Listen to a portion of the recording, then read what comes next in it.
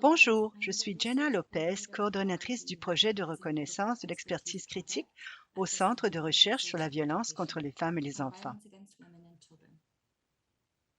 Au nom de notre équipe de recherche et de notre réseau d'apprentissage, je suis heureuse de vous accueillir au webinaire d'aujourd'hui. Reconnaître l'expertise indispensable, un cadre de connaissances et de compétences pour les spécialistes de la violence conjugale. Je me trouve dans la municipalité de Clarington, qui est située sur le territoire traditionnel et issu de traités des Mississauga et des Chippewas des Anishinaabe, connus aujourd'hui sous le nom de Première Nation des traités Williams. J'ai l'honneur d'accueillir les aînés Mary Lou et Dan Smoke pour lancer notre webinaire aujourd'hui.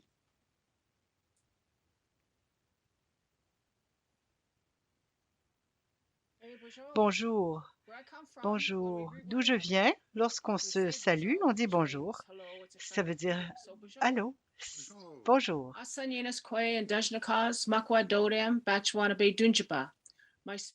Mon nom d'esprit, c'est Femme étoile filante du clan de l'ours de la baie Batchwana de l'Ontario sur le lac supérieur. Et j'ai l'honneur de vous faire part des enseignements que j'ai appris durant ma vie. Ma mère a été au pensionnat. Nous n'avons pas grandi de manière traditionnelle, mais nous vivions de la terre, c'est-à-dire que nous pêchions dans le lac supérieur. Mais nous n'avions pas la connaissance des traditions culturelles et j'ai appris cela parce que j'avais ce souhait de le faire et j'ai appris toute ma vie. Et j'ai découvert que nos gens avaient toujours respecté l'équité entre les sexes. On respectait toujours les femmes parce que les femmes étaient celles qui donnaient la vie, celles qui portaient le feu à l'intérieur. Et les hommes respectaient toujours cela. Lorsque les non-autochtones sont arrivés, ils avaient des règles, des façons de traiter leurs femmes et une des règles s'appelait la règle du pouce chez les Anglais, the rule of thumb. Alors, si vous deviez corriger votre femme, vous pouviez la battre avec un bâton qui ne pouvait pas être plus gros que votre pouce. Alors, vous pouvez imaginer, certains hommes ont des grandes mains et le dommage qu'on pouvait faire avec une arme de cette taille et on ne pouvait pas les arrêter tant que le bâton n'était pas plus gros que le pouce. Ils ont donc apporté ces règles ici et là, nos hommes ont commencé à apprendre la violence contre leurs partenaires et il faut désapprendre cela. Nous avons donc beaucoup d'intérêt et d'honneur en participant ici à cette conférence aujourd'hui. Mon mari, Dan.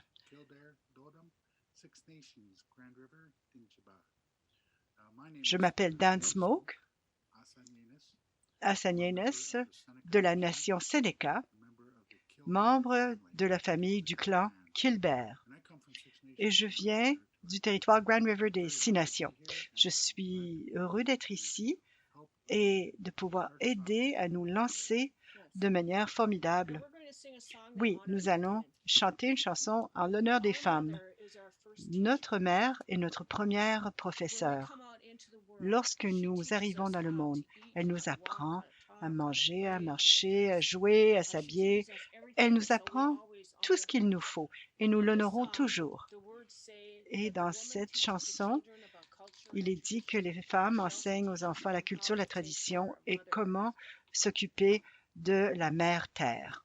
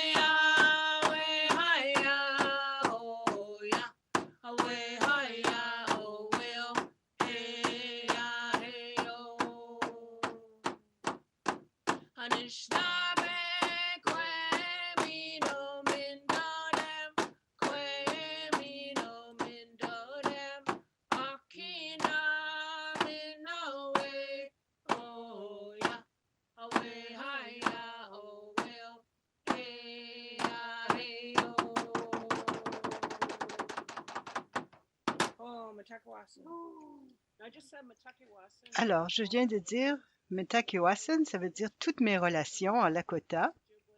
Moi, je suis de descendance Lakota, Ojibwe, Mi'kmaq et française. Donc, je connais peu sur plusieurs de mes nations. Je connais davantage sur ma nation Anishinaabe, mais ça fait 50 ans que je suis mariée avec Dan et j'en connais beaucoup plus sur les Iroquois que sur mes propres peuples. Je vais donc laisser Dan partager dans cette prière qui doit être dite avant tout événement important. Ça vient des Iroquois, c'est les remerciements, la gratitude. Merci, merci Marie-Lou, merci de cette merveilleuse chanson. C'est une bonne façon de lancer nos travaux.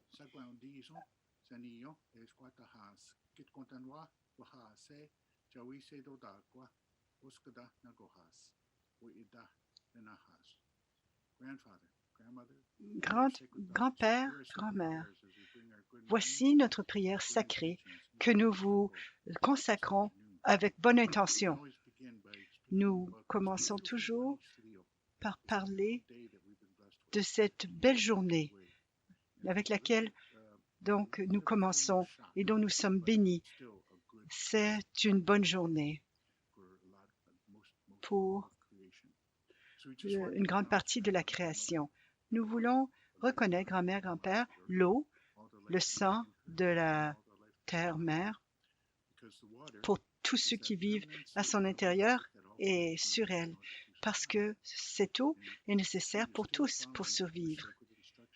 Et la mer, la terre suit toujours donc les instructions sacrées.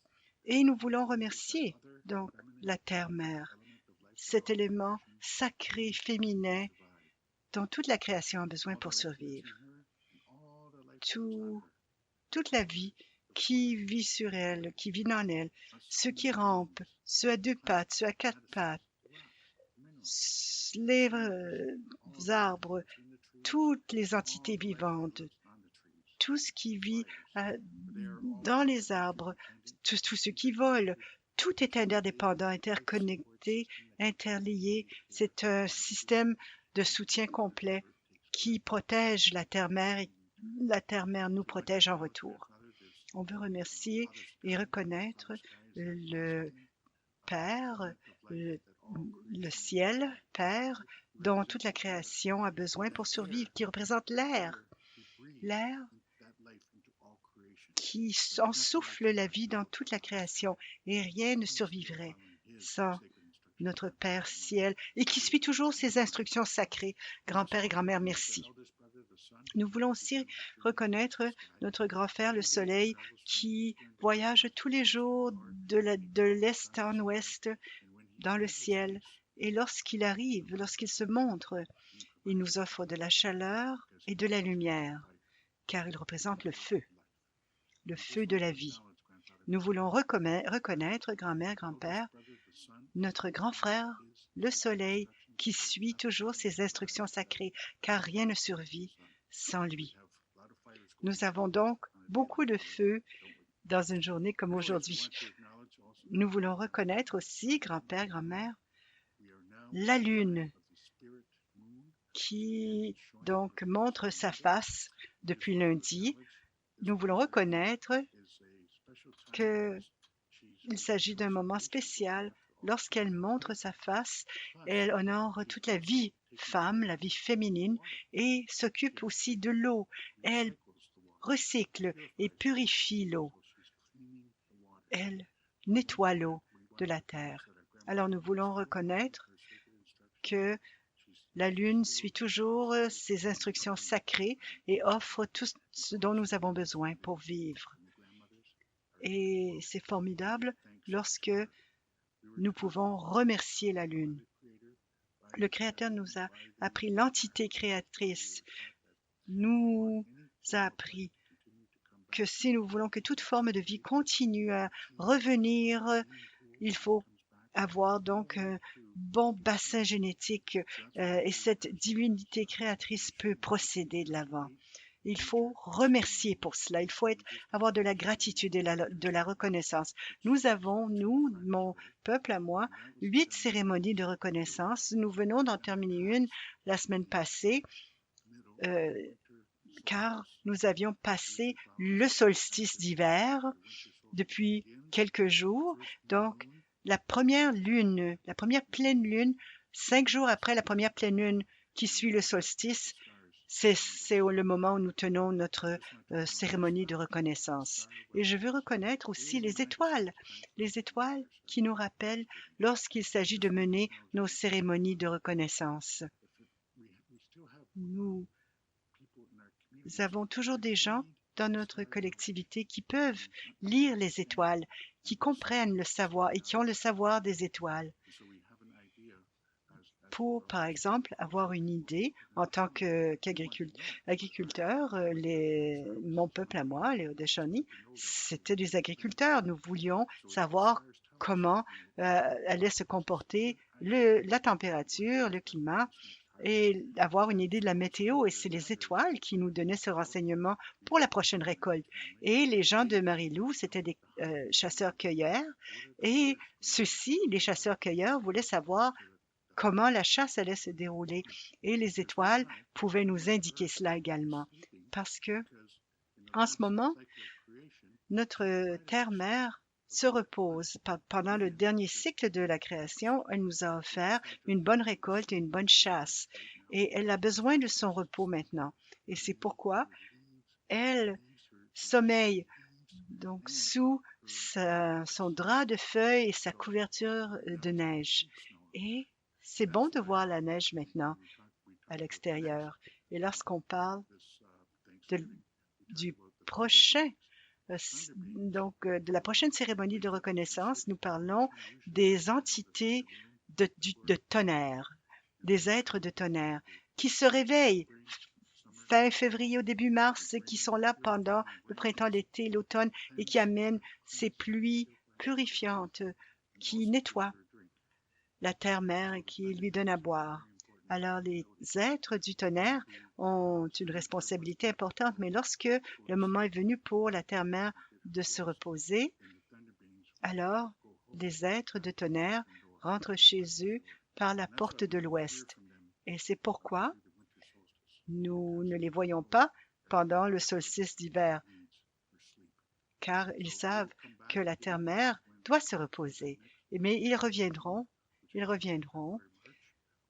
avec la lune du tonnerre en février-mars, et c'est suivi par la montée de la sève, le tout premier médicament offert par la terre-mère. Et lorsque la dormance se termine, nous voyons aussi l'ours se réveiller. Il y a donc un cycle pendant toute la création, tout le cycle de la création. Alors, grand-mère et grand-père, nous voulons reconnaître qu'il y a des entités protectrices, des entités qui s'occupent des questions spirituelles. Ce sont les aides spirituelles, c'est ce qu'on dit. On les appelle parfois des anges ou des aides spirituelles.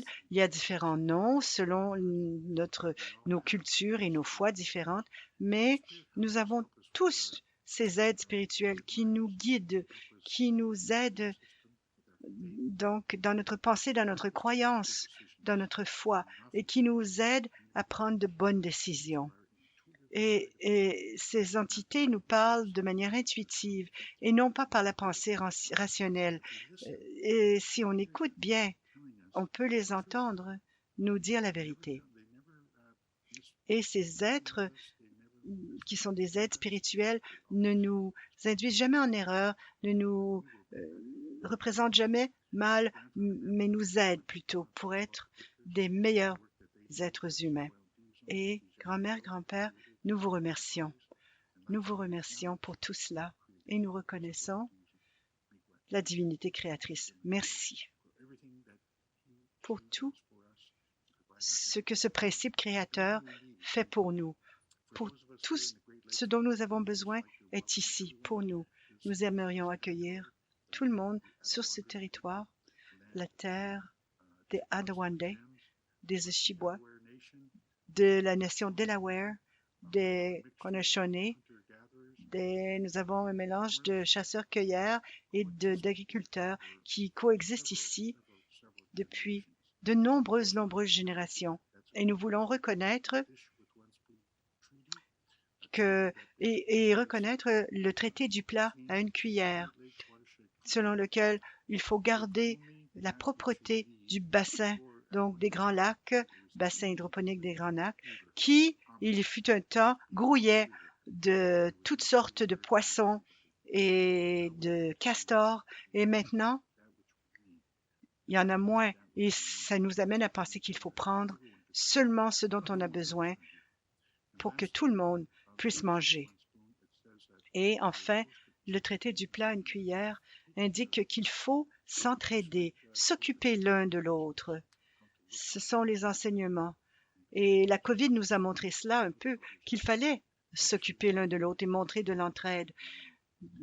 Prenez soin de vos aînés, veillez à ce qu'ils aient absolument tout ce qu'il faut, tout ce dont ils ont besoin. Nous le savons, Marie-Lou et moi, car nous sommes les bénéficiaires de nombreux frères et sœurs, et moi je parle de gens de partout qui sont venus nous aider, de gens de toutes les foi, de toutes les races, que ce soit des blancs, des noirs, des rouges, des verts, ils sont venus nous aider. Et on est reconnaissant de l'aide qu'on a reçue et du fait que l'on honore le plat à une cuillère autour de nous. Et donc, on vous remercie au nom de nos grands-parents. Merci. Merci. Et maintenant, on cède la parole à Jenna.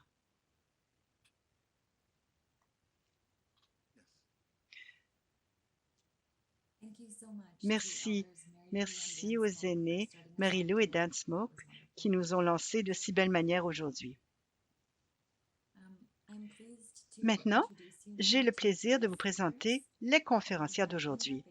D'abord, Linda Baker, qui est psychologue, professeure associée et directrice de l'apprentissage du Centre de recherche sur la violence contre les femmes et les enfants de la Faculté d'éducation de l'Université Western. Elle est fière de diriger le réseau d'apprentissage et le centre de connaissances. Elle a plus de 20 ans d'expérience dans le système de santé mentale et de justice, travaillant avec et apprenant des enfants, des jeunes et des familles confrontés à des expériences de violence et de traumatisme. Katrina Scott est psychologue, professeure et directrice universitaire du Centre de recherche sur la violence contre les femmes et les enfants de l'Université Western. Madame Scott dirige un programme de recherche appliquée visant à mettre fin à la violence dans les relations familiales avec une expertise précise dans la lutte contre la violence chez les hommes. Elle est connue pour ses recherches sur les politiques et les pratiques empiriques et éthiques pour intervenir auprès des hommes qui ont utilisé la violence contre leurs partenaires et leurs enfants. Et Angélique Jenny est professeure agrégée, titulaire de la chaire de recherche Woods Home en santé mentale des enfants à la Faculté de travail social de l'Université de Calgary. Woods Home est un centre de santé mentale pour enfants multiservices et sans but lucratif. Madame Jenny a plus de 20 ans d'expérience dans les services d'intervention et de prévention dans les secteurs de la protection de l'enfance, de la santé mentale des enfants et de la violence contre les femmes. Je vais maintenant céder la parole à Linda Baker. Merci, Jenna, de nous avoir aidés à nous lancer et de vos propos aimables. Nous sommes ravis de vous accueillir tous et toutes à ce webinaire qui traite du travail que nous avons fait avec nos collaborateurs, nos collaboratrices partout au Canada depuis 2 ans maintenant. Le projet de recherche s'appelle « Reconnaître l'expertise indispensable, un cadre de connaissances et de compétences pour les spécialistes de la violence conjugale ». Pendant la présentation, nous allons parler de la violence conjugale, de la violence fondée sur le sexe, mais nous allons dire violence conjugale VC. Et ce travail a été financé par Égalité des genres Canada. Il est important de le mentionner. Comme toute personne qui veut mener un projet avec sagesse, nous avons identifié des chercheuses, des chercheurs de qualité. Cette équipe dynamique inclut Annalie, Donc, directrice de projet, Jenna Lopez, que vous avez déjà rencontrée, et 4 assistantes à la recherche. Diamond Antwi Menza, Olivia Cullen, Karia Jones et Nicole Peach. Nous avions 3 objectifs pour le webinaire d'aujourd'hui. D'abord, nous souhaitions à ce que tout le monde découvre le cadre de connaissances et de compétences des spécialistes de l'AVC sur lesquels nous avons travaillé de manière si ardue. Il s'agit d'arriver à comprendre le processus d'élaboration de ce cadre et la façon dont il pourrait continuer de se développer à l'avenir. Ça, c'est la vie du cadre suite à ce projet. Puis, nous voulons explorer les points communs dans les connaissances, les compétences et les valeurs fondamentales des spécialistes de l'AVC qui travaillent avec des femmes, des survivantes, des enfants et des hommes qui ont maltraité.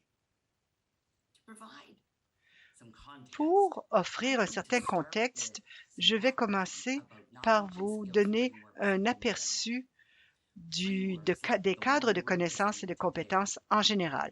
Un cadre comme celui que nous présentons aujourd'hui a été développé dans plusieurs secteurs de pratique et partout dans le monde.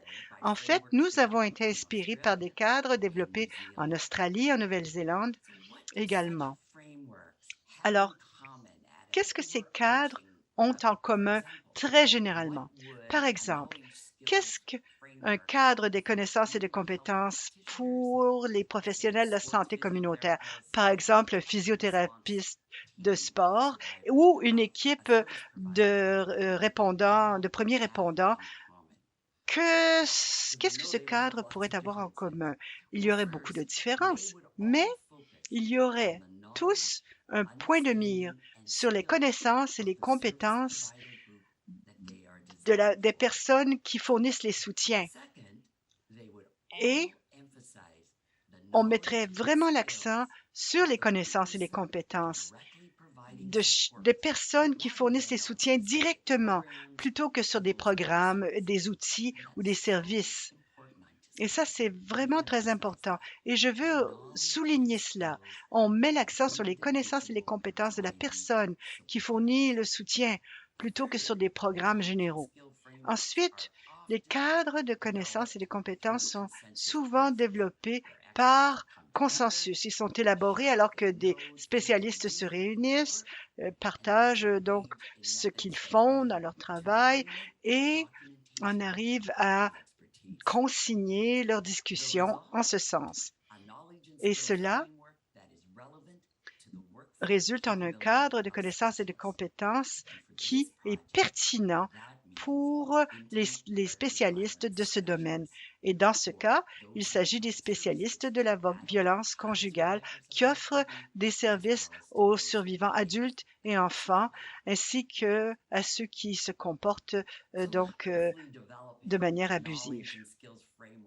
Alors, quels sont les avantages de bien définir ces connaissances, cette spécialisation? Eh bien, pour ce faire, d'abord, il faut un grand nombre de spécialistes. Il faut vraiment réunir un grand nombre de personnes. Et on a commencé en pleine pandémie et nous en sommes absolument époustouflés. On finit le projet, on termine le projet dans une autre vague de cette pandémie. Donc, avant de demander aux spécialistes de nous offrir leur temps, on a voulu considérer quels seraient les avantages de documenter, de consigner donc les détails des connaissances et des compétences de ces spécialistes. Ces spécialistes ont vraiment beaucoup de connaissances qui ont été développées avec le temps par des spécialistes eux-mêmes et aux côtés, évidemment, de ceux qui ont l'expérience vécue de la violence conjugale. Mais ces connaissances et ces compétences, en général, ne sont pas écrites. En général, nous croyons que d'exprimer les ensembles de connaissances et de compétences nécessaires pour le travail des spécialistes en VC est une clé pour reconnaître officiellement cette spécialisation qui se trouve au sein des collectivités et des organismes communautaires qui offrent de tels services. La reconnaissance de la spécialisation mènera aussi à une reconnaissance accrue de la spécialité, de l'expertise de ces personnes par les autres. Par exemple, les gens qui travaillent dans le système de justice ou les autres systèmes connexes. Un autre avantage, c'est que ça peut mieux exprimer quels sont les soutiens communautaires, organisationnels dont les spécialistes de la AVC ont besoin pour pouvoir croître et mieux exprimer leurs connaissances et leurs compétences, ce qui peut devenir une étape importante pour développer une compréhension commune qui va beaucoup plus loin que simplement un langage commun. Cela peut faciliter le réseautage, briser des cloisons et offrir des services qui sont centrés constamment sur les besoins des utilisateurs et utilisatrices de services. Et cela peut aussi mener à un recrutement, à une formation plus efficace de nouvelles recrues dans le domaine. Notre objectif, c'est de réunir donc des fournisseurs de services qui luttent contre la violence conjugale de partout au pays pour collaborer en groupe de travail afin de définir les connaissances et les compétences des spécialistes de la violence fondée sur le sexe ou la violence conjugale. Il s'agit de spécialistes qui offrent des services, qui forment d'autres et qui revoient les pratiques au sein du secteur de la violence conjugale. Ces spécialistes répondent aux femmes et aux enfants survivantes et aux hommes qui ont eu des comportements de maltraitance. Cela inclut les intervenants qui travaillent avec les femmes dans les refuges ou les agences communautaires, ceux qui fournissent des services aux enfants qui ont vécu la violence familiale, la violence conjugale, et ceux qui travaillent avec les hommes qui ont maltraité leurs femmes ou leurs enfants. Et nous voulons nous tourner donc vers ceux qui sont dans les plus grandes agences et qui offrent ce genre de services également. Alors, le développement de ce cadre est parti depuis 3 hypothèses. D'abord, les compétences et les connaissances se trouvent donc chez les travailleurs de services spécialisés. Ils ont les compétences et les connaissances nécessaires pour faire ce travail. De plus, les spécialistes de l'AVC sont axés sur les survivantes et travaillent de manière intersectionnelle. Cette hypothèse fondamentale a guidé la sélection de nos spécialistes et grâce au leadership et aux compétences du groupe de travail de spécialistes, ils ont donc exprimé ce que ça voulait dire être axé sur les survivantes, anti-oppressifs, antiracistes, ce que ça voulait dire en pratique. La deuxième hypothèse, c'est que les spécialistes de l'AVC ont une bonne compréhension de ces compétences et des connaissances nécessaires au travail. Et ces connaissances sont généralement donc non écrites. Et ces connaissances indispensables donc sont celles qu'ils acquièrent avec le temps. Et vous pouvez vous imaginer que cela veut dire une vulnérabilité pour le secteur. Si on est un spécialiste ou une spécialiste de l'AVC, je veux que vous réfléchissiez à comment vous avez appris à faire ce que vous faites. Si cette expertise réside principalement chez les spécialistes de l'AVC, nous croyons de plus qu'étant donné que ce n'est pas écrit, beaucoup de vos compétences et de vos connaissances ont été développées en cours d'emploi, par exemple par l'accompagnement ou le mentorat. Tandis que c'est extrêmement précieux de dépendre au développement de compétences en cours d'emploi. Cela place un lourd fardeau de formation aux organismes déjà débordés. De plus, nous avons aussi supposé qu'il y a un nombre limité de spécialistes de l'AVC au Canada et il est plus probable d'avoir plus de difficultés à avoir accès d'une telle personne dans certains milieux, par exemple les milieux ruraux, nordiques et culturellement diversifiés. Cela nous amène à notre troisième hypothèse de départ. Nous savions que ce travail devait être fait en collaboration, de concert, avec de nombreuses voix, avec des survivantes, des survivants et avec le milieu. On a créé des partenariats en mettant les femmes au centre pour obtenir leur expertise et on a recherché des spécialistes de toutes les provinces et les territoires.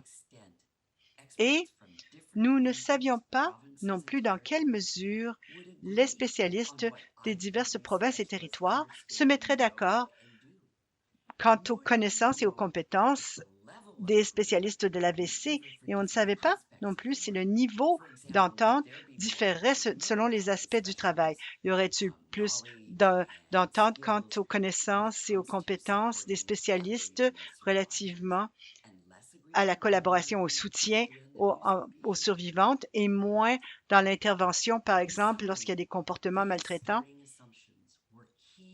Alors, ces trois hypothèses de départ ont été un des moteurs pour décider qui on allait réunir, ce qu'on allait faire et comment nous allions aborder la chose.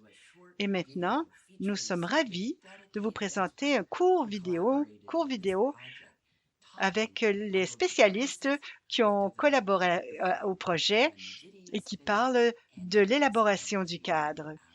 Certaines d'entre elles donc vont donc nous parler. Par la suite, Angeline prendra la relève. Ce cadre a été élaboré en collaboration avec des intervenants-intervenantes de partout au Canada couvrant tous les aspects du domaine, y compris le travail avec les femmes, les survivantes, les hommes auteurs de violences et les enfants qui ont subi ou ont été témoins de violences. Avec les membres du groupe de travail d'experts, nous avons identifié 9 domaines de connaissances et de compétences spécifiques au travail sur l'AVC qui seront mis en relief dans le cadre. Ce que j'ai préféré dans ce projet, c'est d'apprendre à connaître des gens de partout au Canada et de voir à quel point nous travaillons toutes et tous de façon similaire partout. Après plus de 17 ans dans le domaine, j'ai eu l'occasion de parler, de rencontrer à tant de diverses personnes à travers le pays qui font ce travail. C'était passionnant et rempli d'espoir de trouver un langage commun et de découvrir nos différences, de se rencontrer encore et encore et de construire des relations. J'ai eu l'impression de faire partie d'un mouvement et cela m'a donné plus d'espoir et d'optimisme que je n'en avais eu depuis que j'ai commencé le travail. Et je suis vraiment si reconnaissant et heureux de faire partie de ce projet parce que c'est le message que je pense que nous devons faire passer aux hommes plus que tout autre. C'est le fait qu'ils ont réellement le choix de leur comportement. J'aime que ce cadre ait été élaboré pour donner un bref aperçu de ce que nous faisons dans le domaine de la violence interpersonnelle et j'aime qu'il le décrive et qu'il le décompose pour nous aider à comprendre les compétences et les connaissances nécessaires pour faire ce travail. Je suis aussi très fière du travail qui a été fait par tous les groupes de spécialistes car cela va nous permettre, ça nous a permis en fait de mettre en mots des pratiques que nous réalisons au quotidien. Alors, pour moi, l'un des aspects les plus précieux de ce projet a été de rencontrer ceux qui travaillent dans d'autres programmes pour hommes partout au Canada et de discuter avec eux. Au cours des 35 dernières années, j'ai travaillé de façon isolée au sein de ma propre agence et vraiment, c'était une occasion de voir le vaste éventail de programmes qui existent et la variété des manières dont les gens abordent ce travail et le terrain d'entente qui a été trouvé dans le développement du projet. Alors, j'espère vraiment que ce projet pourra être présenté partout au Canada, vraiment, et que nous pourrons trouver des solutions, de vraies solutions pour apporter une transformation en matière de violence conjugale.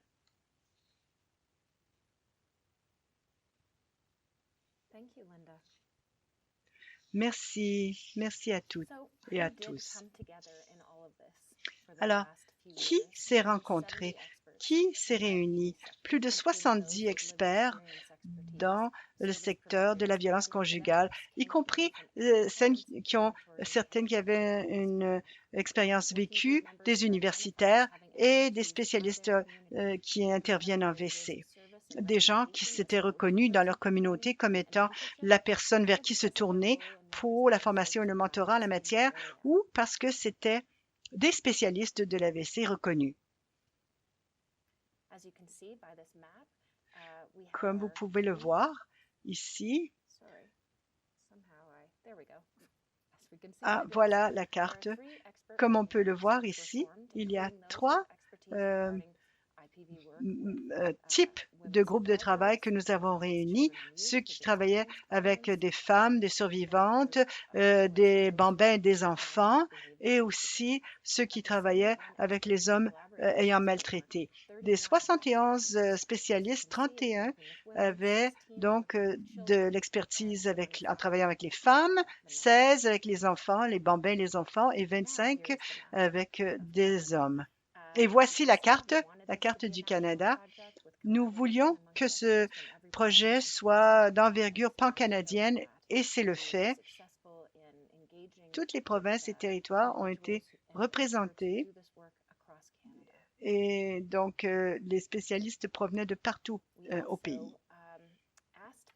Nous avons aussi demandé aux gens, lorsqu'on les a réunis, combien d'années d'expérience ils avaient. Et comme vous le voyez, nous avons été époustouflés par les années réunies, d'expériences réunies. 802 ans réunis pour le groupe de travail des femmes, le groupe de travail des enfants, 570, et le groupe de travail des hommes, 500. Et lorsque l'on additionne tout ça et qu'on considère qu'on avait pratiquement 1900 années consécutives, collectives, plutôt d'expérience dans ces trois groupes de travail. Nous voulions aussi illustrer avec cette diapo où les spécialistes travaillaient et vivaient et où les services étaient offerts. Voici donc plusieurs régions géographiques, comme vous le voyez, des grands centres, moyens, petits, des régions rurales. Il y avait aussi des spécialistes qui faisaient partie d'associations provinciales ou de Premières Nations qui représentaient de grands territoires et diverses populations. Les spécialistes, on leur a demandé de s'auto-identifier quant aux groupes raciaux ethniques auxquels ils appartiennent. Voici le résultat. Les spécialistes sont identifiés comme afro-antillais, sud-asiatiques, Cris, Saulteaux, Première Nation Mi'kmaq, autochtones, métis. Plusieurs personnes se sont identifiées comme étant biraciaux et un peu plus de la moitié comme étant blancs. Nous avons aussi posé la question aux participants. Veuillez vous identifier quant à votre genre et orientation sexuelle. Une grande partie d'entre eux s'identifiaient comme femmes, d'autres comme hommes ou non-binaires. Certains se sont identifiés comme étant sexuels, mais il y avait aussi des représentations de bisexuels, hétérosexuels, pansexuels, queer, en questionnement ou incertains. Par ailleurs, nous avons aussi demandé à ces spécialistes si, oui ou non, ils avaient survécu à la violence conjugale. Et, comme vous le voyez, c'était assez également partagé entre ceux qui avaient vécu la violence conjugale ou non. Alors, laissez-moi vous parler un peu maintenant du comment. Comme ce diagramme le montre, ensemble, avec les membres des groupes de travail, nous avons intégré les résultats de ce projet plus vaste. Premièrement, une analyse documentaire, entrevue avec les membres des groupes de travail, enquête selon la méthode de Delft et de nombreuses réunions pour discuter et revoir nos travaux au cours des années. Alors, nous avons commencé par une analyse documentaire, c'est-à-dire que l'équipe de recherche a étudié les articles donc spécialisés ainsi que les documents qu'utilisés par exemple par les spécialistes de l'AVC pour accomplir leur travail, des documents, des guides, des manuels, ce genre de choses, quant à ce qu'ils devaient connaître et savoir pour offrir les services. Nous avons revu 140 publications que nous avons analysées en détail. Nous avons donc réussi à identifier 45 catégories que nous avons décomposées en items et domaines de connaissances. On en a fait part aux membres des groupes de travail grâce à 8 enquêtes selon la méthode de Delphi, qui est une méthode basée sur le consensus qui permet aux spécialistes d'offrir donc une rétroaction et une révision en profondeur des items, des rubriques. Et nous avons mené des entrevues individuelles avec 62 personnes des groupes de travail qui ont décrit dans leurs propres mots, en utilisant des cas, comment ils travaillaient, ce qu'ils recherchaient, par exemple, lorsqu'ils voulaient embaucher des gens et quelles étaient les véritables exigences de ce travail sur la première ligne. Nous avons donc pris toute cette information, nous avons consolidé, raffiné et finalisé cette compréhension des compétences et connaissances des spécialistes de l'AVC en 10 rencontres, chacune de 1 à 3 heures, où nous avons partagé des ébauches, nous avons discuté et fait évoluer donc nos recherches et nos travaux. Et nous avons défini donc des items de compétences et de connaissances en catégories, en rubriques et en sous-rubriques qui convenaient à tous et à toutes. Et une meilleure façon, donc, d'en apprendre davantage sur l'élaboration du cadre, c'est d'en savoir davantage de la part des spécialistes. Nous allons donc passer à une courte vidéo sur la question par les spécialistes. Et Katrina prendra la parole par la suite et illustrera le cadre même. Les recherches montrent que la qualité des réponses apportées aux victimes de violences et d'abus a un impact considérable sur leur rétablissement. Les personnes qui reçoivent des réponses, des soutiens, lorsqu'on les croit, lorsque leur sécurité est considérée comme étant importante, se rétablissent plus rapidement. Ce cadre donne non seulement la possibilité d'informer sur la façon dont nous pouvons mieux répondre aux victimes survivantes de la violence, mais aussi sur la façon dont nous pouvons répondre aux personnes qui choisissent d'utiliser la violence et la maltraitance. Notre cadre identifie et fournit des outils aux spécialistes de l'AVC pour soutenir les personnes touchées par la maltraitance et la violence dans leurs relations. Ce cadre est important pour valider le travail critique effectué par ce secteur. Le cadre décrit nos connaissances et nos compétences d'une manière qui facilite la formation dans notre domaine pour aider à former ceux et celles qui feront ce travail à l'avenir. Le cadre serait un outil précieux pour la lutte contre la violence conjugale avec les hommes de culture, d'origine et de statut socio-économique ainsi que d'éducation différentes. Il est également très efficace pour fournir un service axé sur les Autochtones, la culture et les identités variées, ce qui contribue à la lutte anticolonialiste qui est également un aspect de base de la violence conjugale, comme on le sait lorsqu'on travaille dans le domaine. Donc, je pense vraiment que les spécialistes de l'AVC qui travaillent ici au Canada, surtout celles qui travaillent avec les enfants, peuvent bénéficier grandement de ce cadre, car il est rempli de renseignements qui nous aident à mieux comprendre ce que le travail veut dire, quels sont les outils et les compétences nécessaires pour le faire. Et je suis enthousiaste, très enthousiaste de voir qu'on y arrive parce que c'est vraiment quelque chose qui n'existe pas encore à l'heure actuelle. C'est donc vraiment formidable pour celles d'entre nous qui sommes déjà sur le terrain de pouvoir voir les nouvelles personnes qui arrivent dans ces rôles, car c'est un cadre qu'ils peuvent utiliser et dont ils peuvent se servir pour le travail. C'est un projet va vraiment servir à tous les professionnels, qu'ils soient jeunes professionnels ou professionnels expérimentés, puisque c'est vraiment une mise en commun de tous les savoirs de plusieurs experts qui travaillent avec tous les acteurs impliqués en violence conjugale. C'est vraiment un plus d'aller lire ce document-là et de prendre connaissance des compétences et des connaissances qui se retrouvent dans ce document. Et plus vous êtes préparé en tant que spécialiste de l'AVC, plus vous pouvez aider quelqu'un. C'est très difficile lorsqu'on quitte une relation parce qu'on est toujours constamment à la recherche du bon type d'aide et on ne sait même pas de ce dont on a besoin. Avoir des spécialistes qui disposent des outils nécessaires pour travailler avec vous, qui vous font sentir comme une vraie personne et qui font preuve d'empathie, de bienveillance, pour moi, c'est de cela qu'il s'agit, de ce cadre. Et je pense que c'est important. Et je me sens privilégiée d'en faire partie.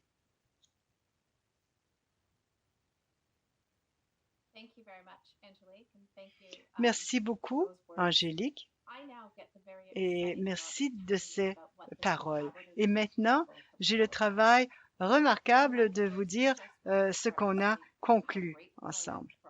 Et je voulais commencer simplement en disant à quel point je suis reconnaissante de tout le temps et l'expertise dont on a bénéficié pendant nos rencontres, nos travaux. Alors, pour modèle de nos travaux, nous avons choisi une fleur, le modèle de pratique florissant. Chaque élément de la fleur, le centre, les feuilles, les pétales, représentent divers domaines de connaissances et de compétences nécessaires. Le cadre entier est soutenu par la tige, qui représente le rôle critique des organismes afin que les spécialistes puissent développer les connaissances et les compétences nécessaires. Les personnes individuelles ne peuvent faire tout le travail seules. Il faut pouvoir avoir des pratiques antiracistes, anti-oppressives et un niveau de collaboration élevé en comprenant qu'il faut travailler entre les services de manière transversale pour aider celles qui ont vécu la violence et ceux qui donc ont eu des comportements maltraitants. Il faut aussi reconnaître les besoins uniques des enfants avec du matériel approprié. Il faut avoir assez de personnel et de soutien pour ceux qui font le travail difficile d'être un spécialiste de l'AVC. Ces aspects organisationnels soutiennent le développement d'expertise comme une tige soutient une fleur. Maintenant que j'ai parlé un peu de la tige, de ce que ça représente, je vais aller plus au centre pour offrir un aperçu assez bref des autres domaines de la pratique. Lorsqu'on a lancé nos travaux, on était vraiment enthousiaste de réunir des intervenantes, des survivantes et nous n'étions pas cependant certains du niveau d'entente qu'il y allait y avoir entre les groupes, du niveau de similarité qu'il y allait avoir entre les groupes. Alors, peu importe si les gens travaillent avec des survivantes, des enfants ou des hommes maltraitants.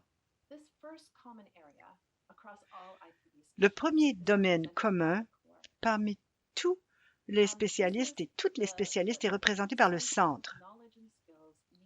Il s'agit des connaissances et des compétences centrales nécessaires pour travailler de façon à se centrer sur les forces et les identités de ceux qui recherchent les services, d'abord et avant tout.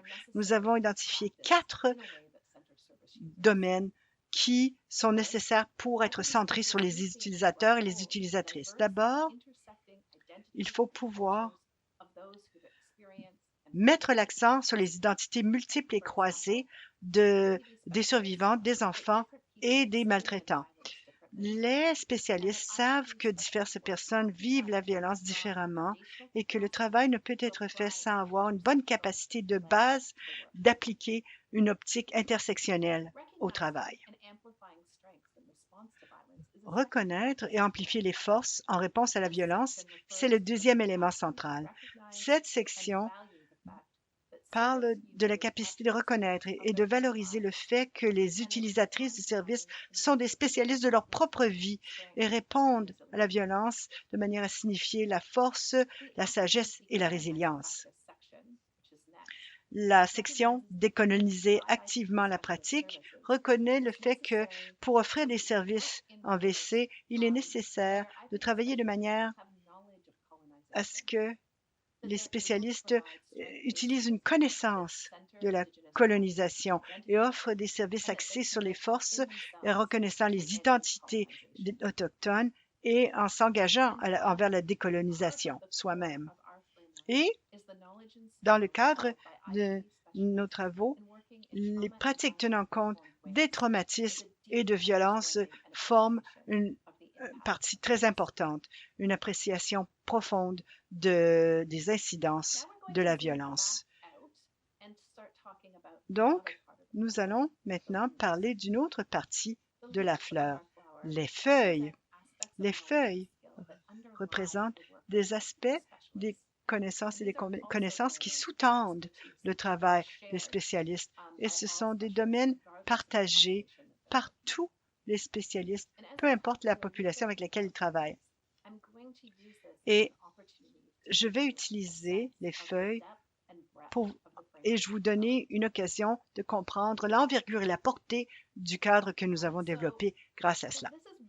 Alors, voici une des feuilles. Collaborer avec les divers systèmes.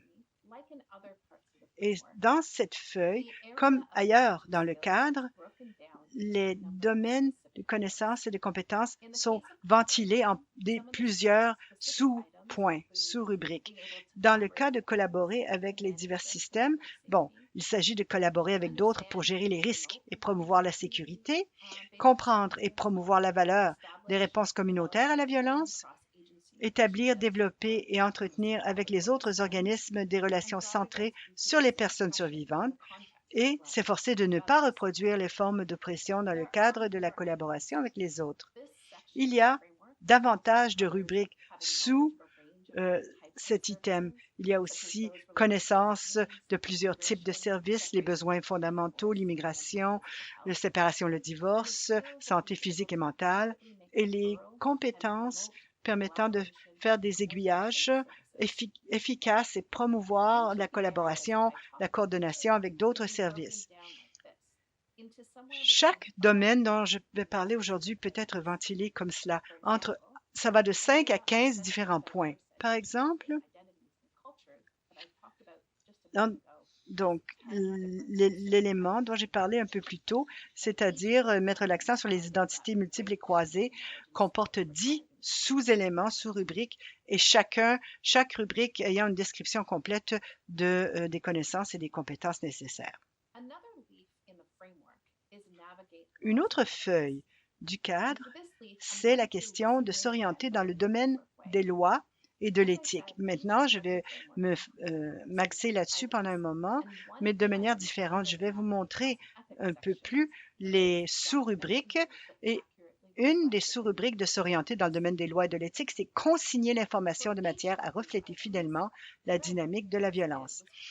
Pour chacun de ces points, notre groupe de travail a développé des descriptions détaillées de ce que ça veut dire, de quoi ça a l'air d'appliquer ces connaissances et ces compétences finalement. Par exemple, sur la documentation, donc commence par une description générale de comment les spécialistes consignent les renseignements de manière à privilégier la dignité et la sécurité tout en respectant le devoir de préserver les preuves à des fins juridiques potentielles. Et on va plus loin.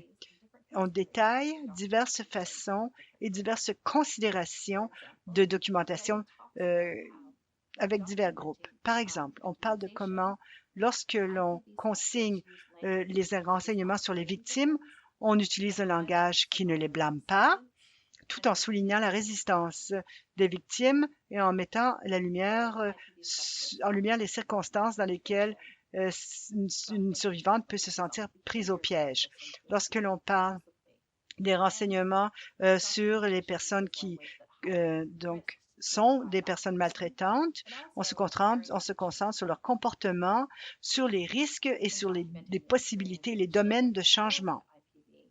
Lorsqu'on documente et on consigne l'expérience des enfants exposés à l'AVC, les spécialistes utilisent un langage qui souligne la résistance des enfants et les effets à court et à long terme de la violence. Et ici, voici un très bon exemple de comment l'expertise, les connaissances des membres du groupe ont été intégrées. On a parlé beaucoup du fait que lorsqu'on consigne les renseignements, pour les enfants, il faut penser que les enfants pourront peut-être un jour lire leur propre dossier. Et qu'est-ce que ça veut dire et comment il faut donc documenter cela en conséquence?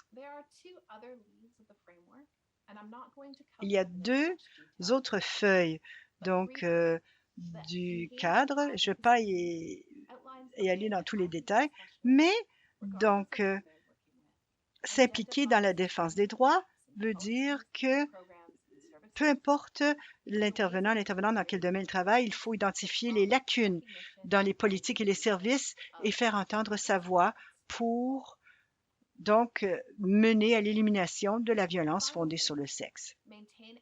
La dernière feuille, entretenir l'empathie en adoptant une pratique réflexive et en prenant soin de soi. Il s'agit de comprendre que lorsque l'on agit dans le milieu de la violence conjugale, ça peut être un défi pour les spécialistes, particulièrement lorsqu'on travaille dans un système qui ne répond pas de manière socialement juste à la violence conjugale et au système donc d'oppression qui intersecte tout cela.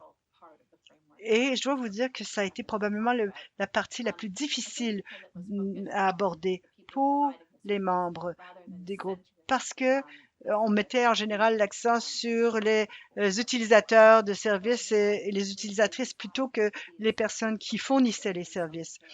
Mais l'auto-soin de soi et donc la pratique réflexive, on a fini par comprendre que c'était essentiel, une compétence essentielle. Bon, nous avons couvert donc la tige, le centre et les feuilles. Maintenant, je vais parler donc d'un autre élément important, essentiel, c'est reconnaître, évaluer et communiquer les risques. Il s'agit donc de ce qui entoure le centre même de la fleur. Et c'est là où on a vu des similitudes et des spécialisations qui dépendaient du domaine de spécialisation des spécialistes de l'AVC. Alors, cet élément central représente les fondements de tout le secteur où l'on reconnaît, on évalue, on communique les risques. Cela, il faut savoir, cela, il faut utiliser cela si on travaille avec des survivantes, des enfants, des jeunes qui ont été exposés à la violence conjugale ou ceux qui ont été maltraitants. Par exemple, les spécialistes de l'AVC ont une connaissance approfondie des facteurs de risque. Donc, ils savent que la violence peut être des comportements dynamiques et qui changent. Les petits triangles qui vont à chacun des pétales reconnaît donc les différences entre les spécialistes que selon si ces personnes travaillent avec les enfants, les survivantes ou les hommes. Ces domaines-là n'étaient pas nécessaires de manière égale par tous les intervenants du système selon les populations avec lesquelles on travaillait. Et c'est couvert par les pétales. Et c'est de ça que je vais parler maintenant. Les pétales du cadre florissant ne sont pas tous les mêmes. C'est là où on a diverses couleurs et où l'on revient à diverses connaissances et compétences spécialisées selon la population avec laquelle l'intervenant ou l'intervenante travaille. Donc, ces pétales sont là et la représentation est là parce que nous les avons perçus comme provenant des points communs du centre du cadre et de toutes les autres parties, les feuilles également. Alors, laissez-moi vous parler des pétales maintenant. D'abord, je parlerai du premier pétale. Donc, soutenir les survivantes et collaborer avec elles. Il s'agit de reconnaître les éléments où les conversations étaient tellement détaillées, nuancées, également vastes, qu'il fallait donc ne pas parler de sous-rubriques ou d'items individuels, mais plutôt de grappes de connaissances intégrées. Par exemple, le premier domaine, soutenir les survivantes et collaborer avec elles,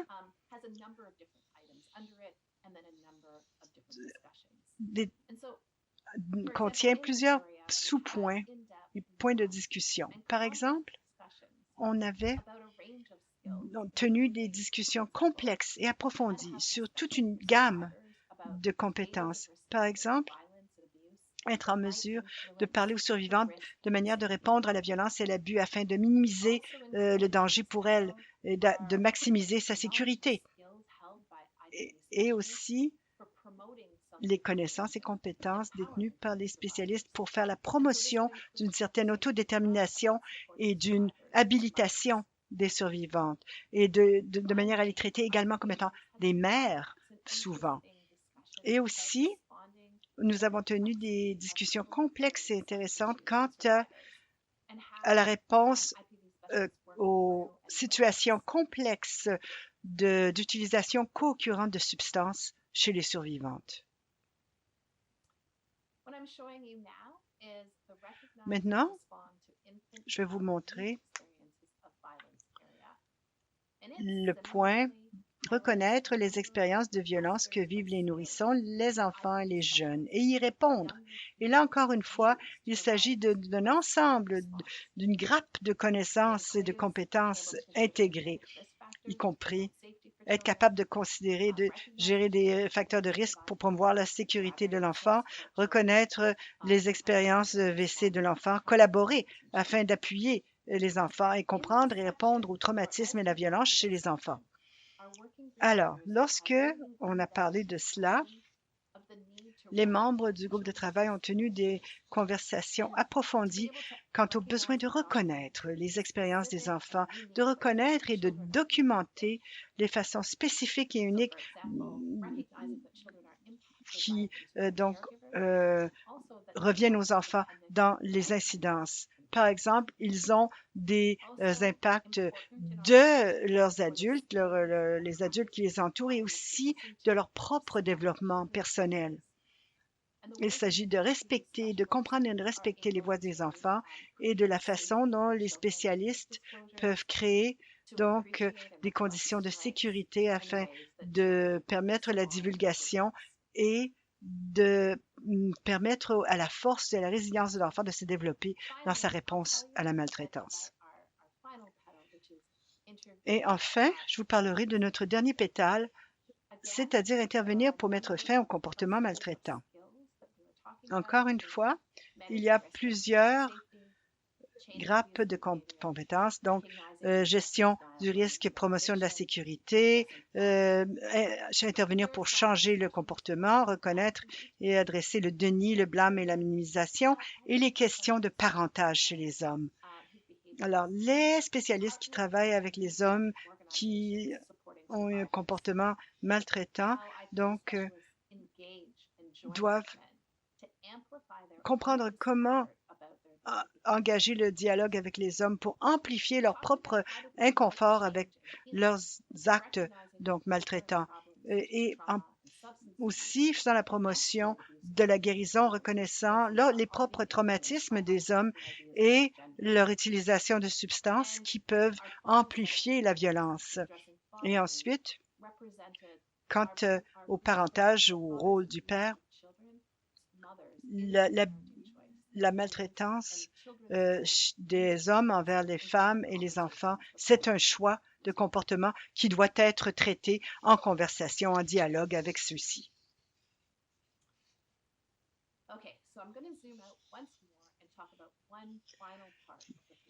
Maintenant, je vais parler d'une dernière partie de notre modèle de pratique florissant. C'est les pétales vides. Nous avons inclus des pétales vides en reconnaissant que le cadre n'est pas complet. Nous avons mis l'accent sur les relations hétéronormatives, sur les survivantes et leurs enfants et sur les hommes qui maltraitaient les enfants et les femmes. Et nous reconnaissons qu'il y a encore beaucoup de travail à réaliser. Il y a beaucoup de formes de violences fondées sur le sexe. Par exemple, la violence sexuelle, l'agression sexuelle qu'on n'a pas traitée dans ce modèle. Bien qu'il y a des fondements au centre du modèle qui peut reconnaître les identités croisées, nous reconnaissons qu'il faut donc développer des modèles reconnaissant la violence chez les 2SL LGBTQ+, chez les communautés immigrantes, chez les communautés noires, ou pour aider les citoyens plus âgés ou handicapés, par exemple. Il y a aussi le travail de prévention qui n'est pas reconnu ici. Alors, les pétales vides permettent de faire croître ces domaines et représentent le fait que nous n'avons pas terminé et c'est également une invitation. Nous espérons que le travail que nous avons réalisé sera utile comme fondement pour d'autres qui pourraient se baser sur ce cadre et compléter les pétales vides. Cela nous amène aux prochaines étapes. Donc, ce que j'espère, c'est qu'on a donc piqué votre intérêt et que vous serez intéressé à explorer les détails et la profondeur de ce cadre lors de sa parution dans le prochain mois. Par ailleurs, j'espère aussi que l'idée de faire croître le cadre vous intéresse, de remplir les pétales vides, d'explorer la pertinence du centre des feuilles comme point commun potentiel de ce travail et donc comme fondement et assise d'où vous pouvez faire croître ce travail. Et je voudrais revenir à ce que Linda a dit au début, notre motivation, notre intention et nos objectifs. Le modèle de pratique florissant a été développé, élaboré par les gens qui travaillent, pour les gens qui y travaillent. Il est important pour nous de voir à ce que ce cadre ne soit pas imposé sur les communautés. C'est une ressource. On peut y prendre ce qui est signifiant et utile et laisser de côté ce qui ne l'est pas. Et avec ça à l'esprit, ce que je veux faire pour conclure plus tard la présentation d'aujourd'hui, c'est céder la parole avec certains spécialistes qui ont collaboré au développement du cadre pour voir comment elle pourrait et il pourrait travailler et utiliser ce cadre. Merci, Katrina.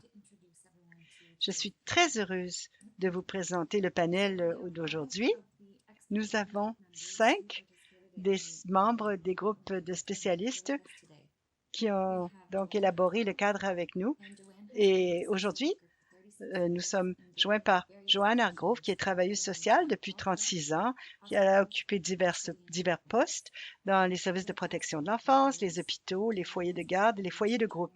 Au cours des 25 dernières années, elle a été coordonnatrice provinciale du programme WC à l'île du Prince-Édouard. Joanne est également membre du comité d'action du premier ministre sur la violence familiale là-bas. Il y a aussi Tracy Myers qui se joint à nous. Depuis plus de 20 ans, Tracy vit sur le territoire traditionnel non cédé de la nation Sunema, où elle défend et travaille pour les femmes, les enfants et les jeunes qui ont été victimes de violences dans leur famille. Plus récemment, elle a commencé à animer des groupes avec des pères qui utilisent la violence dans leurs relations intimes. En tant que formatrice provinciale pour la BC Society of Transition Houses, elle apporte sa vision féministe intersectionnelle, sa passion pour la justice et ses idées basées sur la réponse aux spécialistes auprès des enfants. Johanna Benton-Smith est une survivante de la violence familiale et a été éducatrice auprès des professionnels de la santé, du système judiciaire et des groupes confessionnels sur la question de la prévention de la violence familiale. Elle est membre fondateur de l'équipe du projet Community Advocates du Community Initiatives Against Family Violence d'Edmonton, en Alberta, et elle est également une infirmière gestionnaire à la retraite. Nola Mahingan est issue de la Première Nation de Cowes, en Saskatchewan. Elle est titulaire d'un baccalauréat des arts en psychologie de l'école maintenant connue sous le nom de First Nations University of Canada. Nola a de nombreuses années d'expérience au sein du Conseil tribal de Yorktown, notamment en tant que directrice de la justice. Plus récemment, Nola est devenue la directrice d'un refuge pour femmes à Yorktown qui s'appelait Safe Haven. Fouad Khan nous rejoint depuis Ottawa, en Ontario.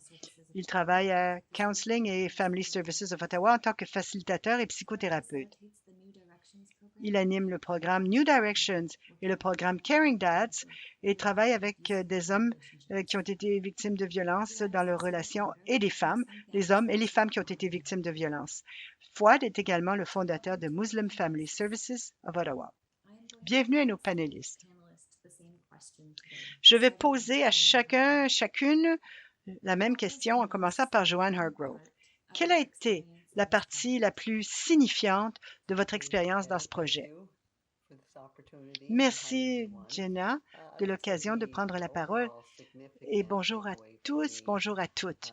Pour moi, ce qui a été le plus important dans mon expérience, c'était le sens renouvelé, rafraîchi d'optimisme dans le travail contre la violence conjugale. Je me rappelle lorsque j'ai commencé, il y a bien des années, il y avait beaucoup de débats et de scissions quant aux causes, aux théories, différentes approches, beaucoup d'opinions et d'incompréhension. Et je crois que lentement, nous avons commencé à reconnaître que nous avons besoin de plus d'informations et de collaboration pour maintenir tout le monde en sécurité. Et je crois que ce projet est un exemple vraiment formidable de collaboration, de coopération. Et j'ai un respect incroyable pour l'équipe de recherche et le courage qu'elles ont montré pour faire vivre cette expérience avec les divers groupes pour donc leur recherche dans la littérature et le développement de ce cadre. C'était fascinant. Et ce qui résonne chez moi, donc, le plus, c'est la collaboration. Je crois que pendant tout ce projet, nous avons parlé d'évaluation du risque et de la gestion du risque et comment aussi les deux éléments doivent être joints lors de notre travail. Et j'aimerais souligner, pour conclure, que ce cadre nous offrira une contribution importante à notre travail et au domaine. Merci. Merci, Joanne. Et maintenant, je vais demander à Tracy Myers de répondre à la question. Merci, Jana. Bonjour à toutes. Quel honneur. Je suis heureuse d'être ici et d'avoir fait partie de ce projet incroyable. J'aimerais remercier Mary Lou et Dan qui nous ont lancé de si belle manière avec leurs prières. Et je crois que cette occasion m'a offert plusieurs premières pour moi. C'était la première fois où j'ai pris part à un projet si bien organisé, si alerte, si soutenu et si intelligent et continu, une conversation pan-canadienne avec d'autres personnes aussi passionnées que moi. C'était la première fois où j'ai eu l'honneur et la responsabilité importante d'apporter la voix des jeunes enfants, des jeunes et des enfants à la table et on m'a accueilli avec la même dignité, la même valeur, le même respect que ceux qui représentaient les groupes d'adultes. Souvent, les voix des enfants, des jeunes sont minimisées, sont ignorées, et cela inclut le secteur qui lutte contre la violence. Et aussi, c'était la première fois, pour être tout à fait honnête, où je me suis sentie si optimiste quant à la recherche, car ça a été mené, bâti, construit sur des assises de connaissances profondes et des compétences évoluées de toute une diversité de gens, de centres, d'abris, de refuges. Et lorsque je dis de première ligne, ce n'est pas une métaphore. Cette crise est en fait pan-canadienne et mondiale finalement. Et il y a peu de gens qui reconnaissent véritablement que les jeunes et les enfants répondent de façon créative, puissante aux situations dans lesquelles ils sont placés. Et ce cadre reconnaît ce droit de regard, quant aux actes que les jeunes peuvent placer. Et ce sera un outil valable, précieux, pas seulement dans ce secteur, mais pour tous ceux qui travaillent avec des enfants et les appuient. Merci. Merci, merci Tracy. Et maintenant, j'aimerais inviter Johanna Baton-Smith à répondre à la même question. Quel a été l'élément le plus significatif, le plus signifiant dans ce projet pour vous? Merci, merci à toutes. Et pour faire écho à ce qu'on vient de dire, je suis si enthousiaste d'être ici. Et ce dont je voulais faire part en premier, c'est que j'apprécie et je me suis sentie valorisée, donc, en tant que personne qui a participé dans ce projet. Il est important d'avoir des gens qui ont de l'expérience vécue autour de la table avec les universitaires et les intervenantes, les intervenants, les spécialistes, afin de trouver des solutions ensemble pour pouvoir mettre fin à cette crise, en fait, qui est mondiale, comme on l'a dit. La violence familiale, vous savez, le traumatisme qui s'ensuit ne disparaît jamais entièrement. En tant que survivante, on m'a dit bien souvent, ah, tu dois être si fière d'avoir brisé le cycle pour ta famille. Oui, je le suis, mais j'ai 3 enfants qui sont adultes maintenant et qui vivent des éléments qui les suivent jusqu'ici et qui travaillent, ils y travaillent, mais il est important de comprendre que chacun et chacune est engagé là-dedans. C'est pas seulement un problème personnel entre 2 personnes. Ça touche les enfants, les autres membres de la famille, nos frères et sœurs, nos grands-parents, nos amis.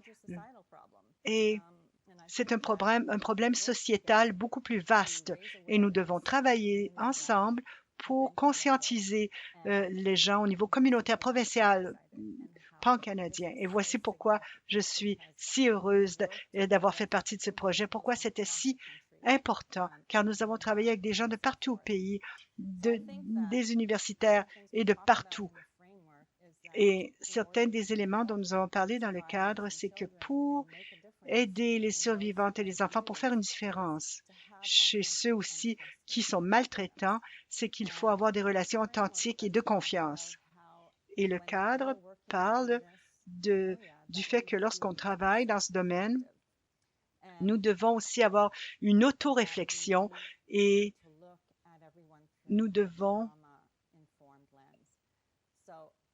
travailler en tenant compte des traumatismes chez tous les personnes intéressées. Et donc, je suis tellement reconnaissante d'avoir fait partie de ce travail et j'espère pouvoir rester connectée avec tout le monde. Merci.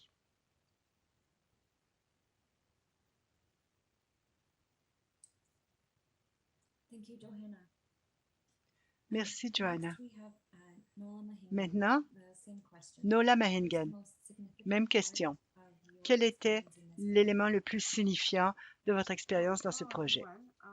Eh bien, bonjour à tout le monde. Je voulais remercier Marie-Lou et Dan de la prière d'ouverture. J'ai fait partie du groupe qui travaillait avec les survivantes et moi, ce que j'ai retiré de cela, c'est principalement du point de vue des ressources humaines. Ça fait plus de 20 ans que je travaille dans mon agence à différents titres, même dans différents services, mais pendant 17 de ces années, je faisais partie du processus d'entrevue d'embauche pour l'agence. Et depuis 17 ans que je participe à des entrevues, je pose des questions et je me demande on se pose la question, quelles sont les réponses qu'on attend? Il était très difficile pour nous de cerner vraiment l'essence de ce qu'on voulait entendre, de ce qu'on avait besoin d'entendre. Quelle était la meilleure personne pour le poste? Quelle est la meilleure personne pour nous aider dans la position, pour le poste pour lequel on embauchait? Et cette expérience m'a permis de me concentrer sur ce domaine de pratique. Ce cadre a été rempli d'inspiration et d'aspiration. C'est un outil qui peut nous guider, mais qui nous permet de mieux définir notre point de mire, les valeurs centrales, la compréhension, l'empathie, comment doit-on changer nos questions d'entrevue parce qu'on ne fait qu'effleurer la surface. Parfois, on prend une chance. Par exemple, un poste très important comme le soutien à la famille, le poste de soutien à la famille dans le refuge, des gens qui travaillent directement avec notre clientèle. Il est important donc d'avoir la bonne personne. Et ça m'a donné d'autres idées. Ça m'a permis d'approfondir ma réflexion. Ça a été révélateur pour moi. Le cadre nous aide aussi dans un autre organisme avec lequel je travaille qui développe de la formation pour nous, pour les travailleuses et travailleurs de refuge. Souvent, cette formation ne vise pas juste, donc ce n'est pas développé pour nous correctement. Et ce cadre va rehausser les connaissances et les compétences nécessaires pour travailler dans ce domaine et pour collaborer aussi avec nous de la part des autres intervenants du système. Je voudrais vous remercier d'avoir fait partie de ce projet. Merci beaucoup, Nola. Et enfin, notre dernier panéliste, Fouad. Eh bien, la première chose que je dirais, c'est que j'étais au début perplexe, interpellée par Katrina qui m'a dit, on veut que tu fasses partie de ce groupe d'experts. J'ai dit, je suis pas expert, je suis pas spécialiste, moi. J'ai accepté parce que je me suis dit, je vais apprendre des choses. J'étais vraiment surpris et agréablement surpris du fait que j'avais peut-être des choses à contribuer, que je suis peut-être moitié spécialiste maintenant avec ce processus. J'ai vraiment pensé que l'envergure du projet, la portée était remarquable parce que moi, je travaille principalement avec des hommes pour étudier cet aspect-là. Des hommes comme personnes qui ont des traumatismes et des différences culturelles également. Et puis, la discussion autour de la reconnaissance du fait que nous travaillons en cloisonnement bien souvent. Et c'est ici où nous avons réussi à réunir tout le monde. J'ai entendu parler de Tracy, qui travaille avec des enfants, et Joanna, qui est survivante pour mieux comprendre ces différentes expériences. Et c'est très rare, ça, comme possibilité. J'espère qu'on va pouvoir continuer. Il faut aussi reconnaître que certaines agences, particulièrement celles qui sont éloignées, dans les régions éloignées, travaillent souvent seules. Les gens travaillent seuls, sont isolés. Ils n'ont même pas la possibilité de discuter de certaines choses pour, par exemple, l'auto-prise en charge, l'auto-soin. Et j'espère qu'on va pouvoir continuer en ce sens également. C'était une expérience absolument époustouflante et j'espère qu'on va pouvoir reprendre ce modèle de nouveau et je suis content de voir que ce sera un document vivant auquel on pourra ajouter des pétales qui nous permettront d'aller plus loin. Merci, merci à tout le monde dans l'équipe de recherche. Ça a été une expérience formidable.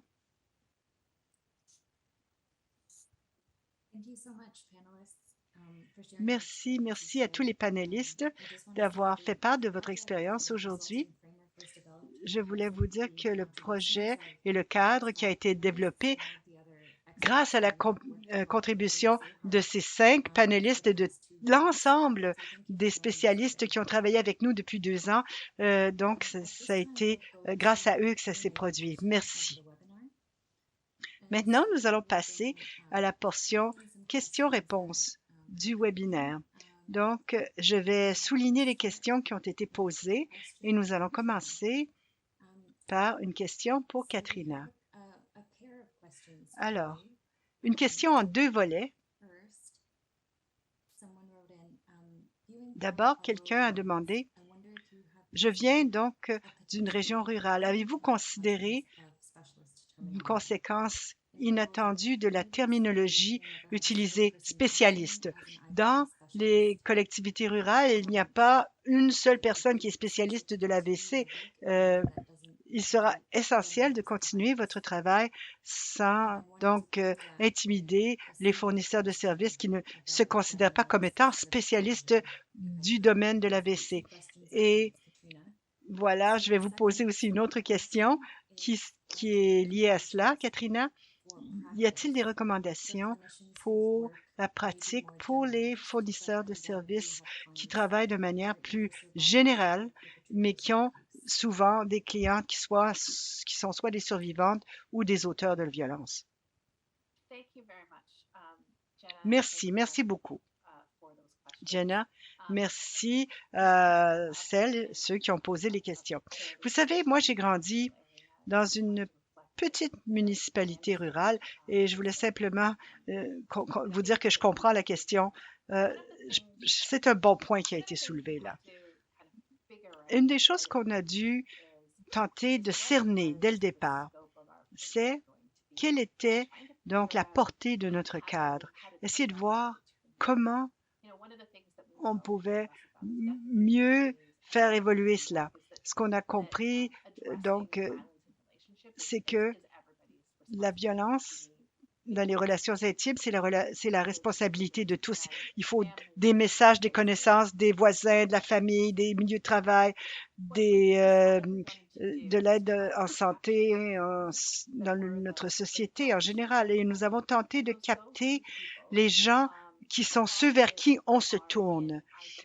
Les gens vers qui on se tourne souvent travaillent dans des agences spécialisées en violence familiale, en violence conjugale. Mais moi, je sais, dans la communauté où moi j'ai grandi, la personne vers qui on se tournait pour ces genres de questions, c'était pas nécessairement leur titre ou leurs seules occupations, mais ils étaient reconnus dans la communauté comme étant la personne vers qui on se tournait dans ces cas-là. Et on voulait donc exprimer ce que ces personnes-là savaient, ce qu'elles pouvaient faire, ce qu'elles comprenaient. Et cela dit, j'ai bien compris la remarque. L'utilisation du terme spécialiste a des désavantages certainement quant à la possibilité que ce terme soit bon. Fouad, je me rappelle de ma conversation avec Fouad qui dit, je suis pas spécialiste, mais non, mais je lui ai dit, mais c'est ce que tu fais dans la vie. Alors, je comprends le point soulevé. Donc, et merci d'avoir lié les questions, Jenna. Je crois qu'il est pertinent de réfléchir au fait que pas tous les spécialistes de violence conjugale ou pas toutes les personnes vers qui on se tourne existent au sein d'agences spécialisées en violence familiale. Il y a d'autres qui travaillent dans des milieux généralistes, des centres communautaires, enfin, qui ont ces compétences, ou des gens qui travaillent dans des milieux généralistes qui voudraient connaître ces compétences et ces connaissances et les acquérir.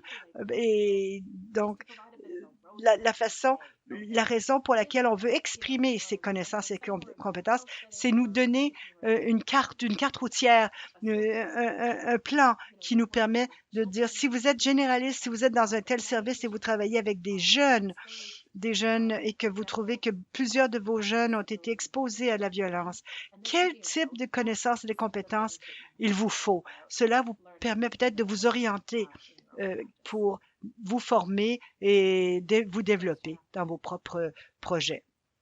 Merci, merci Katrina. Ensuite, Linda, maintenant, va répondre à la prochaine question. Il y a plusieurs questions que je vais regrouper encore une fois. La question la plus fréquente, c'est où peut-on trouver le cadre une fois qu'il sera publié? Et d'autres questions semblables. Y a-t-il donc un rapport, un document qui offre des détails davantage que ceux dont on a fait part aujourd'hui?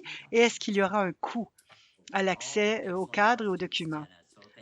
Deux bonnes questions, Jenna. Merci à nos participants qui ont posé ces questions. Alors, nous sommes heureuses de vous dire que dans quelques semaines, nous allons faire paraître le cadre en français et en anglais. Et ce rapport, ce cadre, contiendra beaucoup des éléments de démarche et de principes fondamentaux sur lesquels nous nous sommes basés, ainsi que, bon, le cadre lui-même et le contenu. Et je sais que plusieurs personnes étaient intéressées par le modèle de pratique florissant. Le modèle vous sera offert à titre de graphique que vous pourrez utiliser. Et certains aspects de la fleur du modèle de pratique florissant que vous avez vu à l'écran, nous veillerons à ce que cela donc puisse être utilisé comme affiche, par exemple, si ça vous est utile. Donc, où trouvera-t-on cela? C'est sur le site de reconnaître l'expertise critique, perspective indispensable du Centre de recherche sur la violence contre les femmes et les enfants de la faculté de l'Université de Western. Et tous ceux et celles, qui sont inscrits à ce webinaire recevront par courriel un lien à ce document et au site lorsqu'il sera publié. Alors, il y aura aussi un lien à cet enregistrement du webinaire, si ça peut vous être utile ou si ça pourrait être utile à des collègues qui ne pouvaient se joindre à nous aujourd'hui. Nous avons élaboré, nous avons eu beaucoup de rétroaction quant au groupe avec lequel nous avons travaillé. Les spécialistes nous en ont parlé quant à la diffusion de ces renseignements sans aucun frais. Évidemment, si vous voulez imprimer, vous devez avoir votre papier et votre encre, mais il n'y aura aucun coût quant au téléchargement ou à l'accès à cette information. Vous savez, si un document est véritablement un document authentique et vivant, il doit être diffusé. Et nous voulons qu'autant de personnes que possible au Canada et ailleurs dans le monde puissent y avoir accès et puissent utiliser le cadre de manière qui leur soit bénéfique.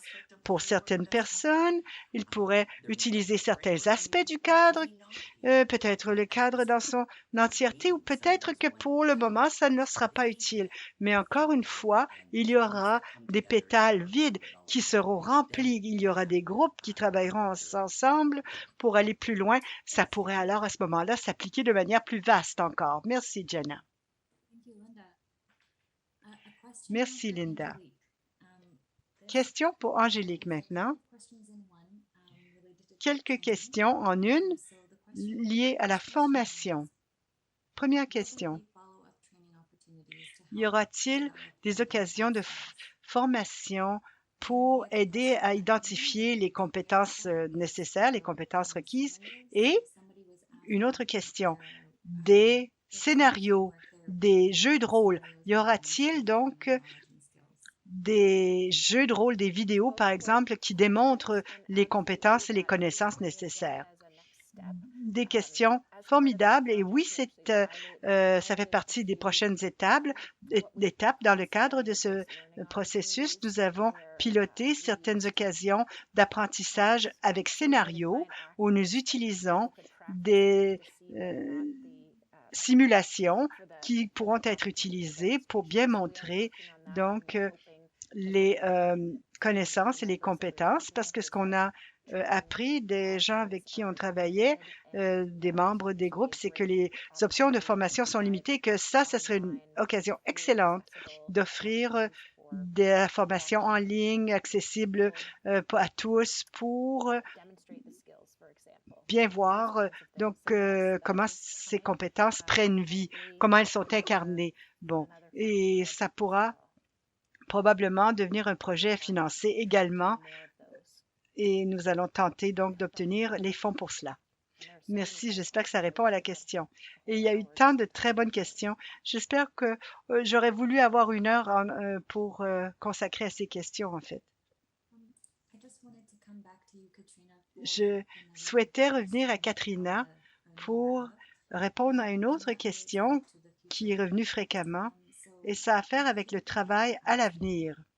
Certaines personnes posaient la question, qu'en est-il de la maltraitance des aînés? Et comment on pourrait transférer ce modèle à cela? Une autre personne a aussi posé la question, qu'en est-il de considérer le travail avec des femmes qui ont été, elles, auteurs de violences?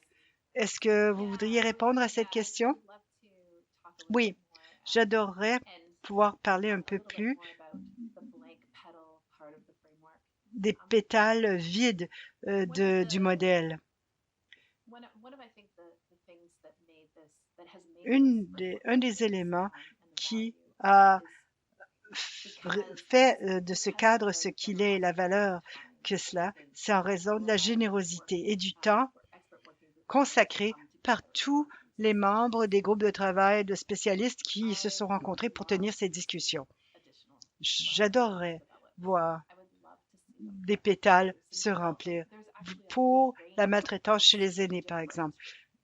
Et il y a toute une gamme de différents domaines qu'on pourrait aborder, d'expertise spécialisée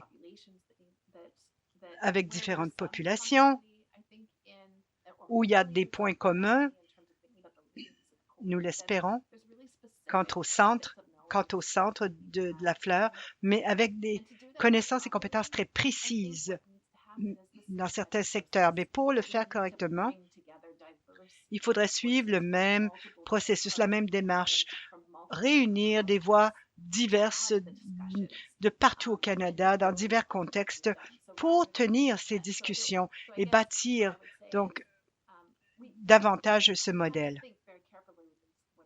Nous avons dû au début penser très soigneusement à notre point de mire et les membres de nos groupes ont tenu ces discussions également et nous avons bien compris qu'il fallait mettre de l'avant des démarches semblables pour combler les pétales vides et créer ce que j'espère pour ce cadre-ci, des éléments utiles pour le domaine à l'avenir. Merci. Merci à tout le monde. Merci pour les questions. Comme Angélique l'a dit, on aurait voulu bien pouvoir continuer donc à répondre aux questions, mais maintenant je dois hélas conclure. Et je vais donc le faire avant de céder la parole à nos aînés. Je voudrais remercier encore une fois les panélistes de la journée et les interprètes de langue française et les interprètes ASL du Toronto Sign Language Interpreter Service. Merci aux aînés Marie-Lou et Dan Smoke et à tous ceux qui se sont joints à nous aujourd'hui. L'équipe du réseau d'apprentissage vous invite à participer à son prochain webinaire mardi 25 janvier, alors que Diana Joan Kishik présentera le traumatisme vicariant, une perspective autochtone, les forces culturelles comme source de résilience pour la guérison des traumatismes et le bien-être des travailleurs et des travailleuses. Le mardi 25 janvier, et vous pourrez vous inscrire sur le site. Et maintenant, j'invite les aînés Mary Lou et Dan Smoke à clore la réunion virtuelle d'aujourd'hui.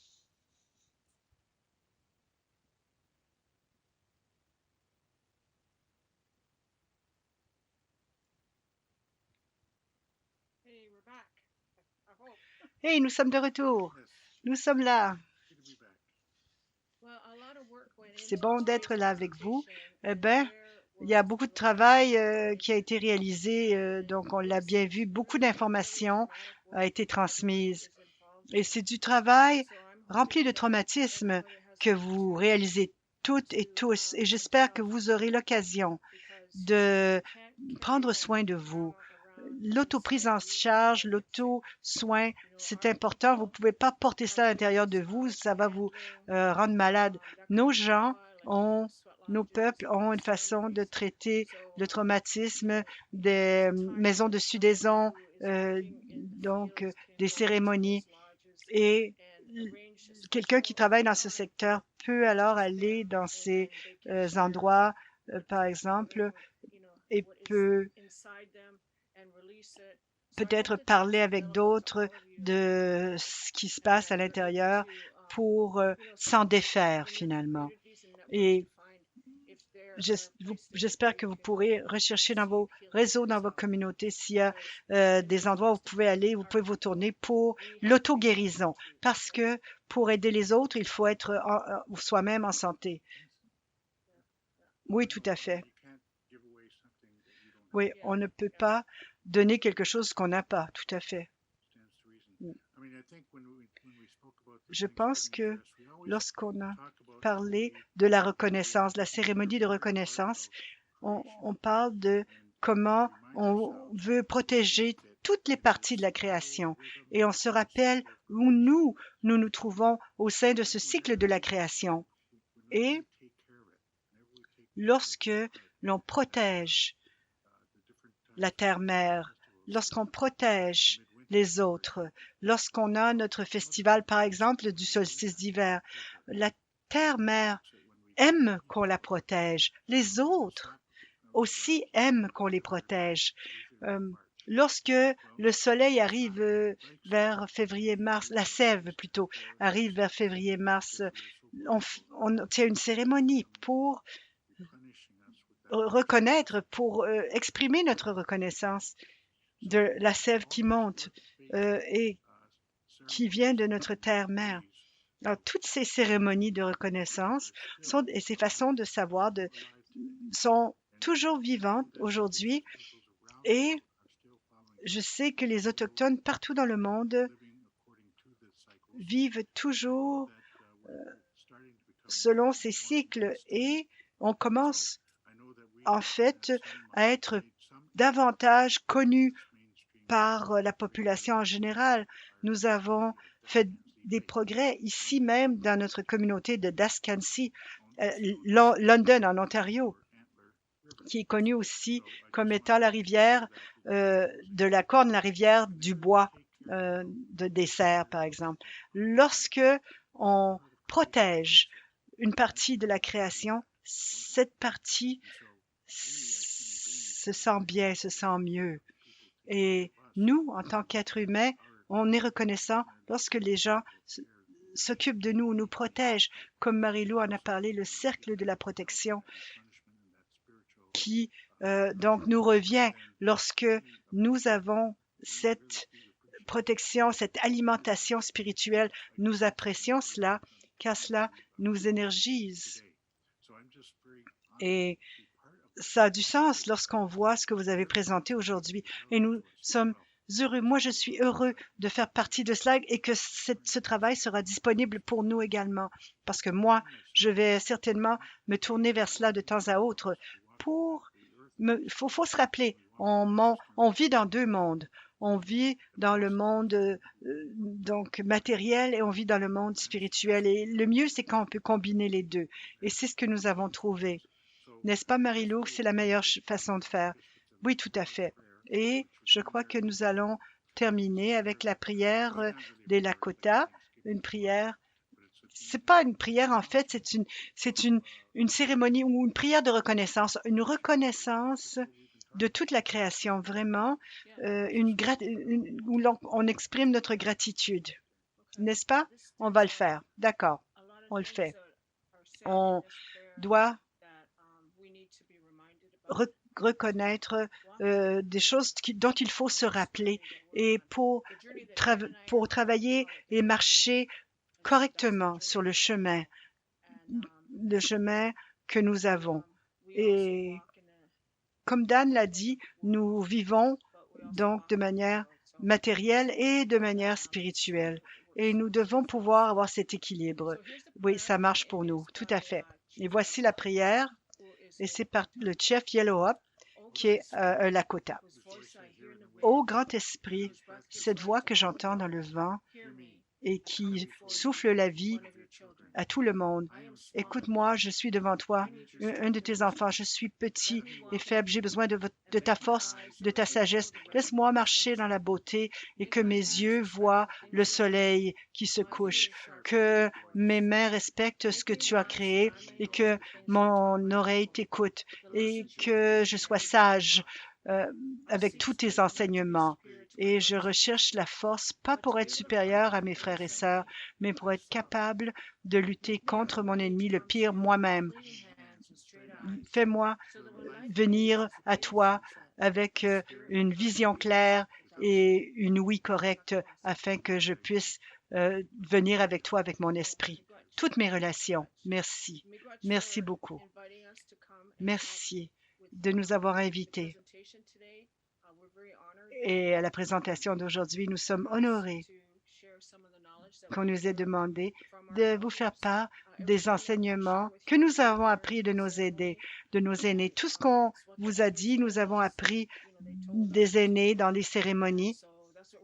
C'est eux qui nous ont appris tout cela et maintenant on transmet cela aux plus jeunes. C'est notre responsabilité de veiller à ce que pendant les 7 prochaines générations, ces connaissances soient transmises. Et on aimerait remercier tout le monde de leurs paroles également, parce que ces paroles, ça guérit l'esprit et le cœur. Merci, merci beaucoup. Et Jenna, je vous redonne la parole. Merci, merci encore, merci mille fois. Ça y est, c'est tout pour aujourd'hui. C'est comme cela qu'on voulait conclure. C'est merveilleux. Merci d'avoir été avec nous, Dan et Marie-Lou.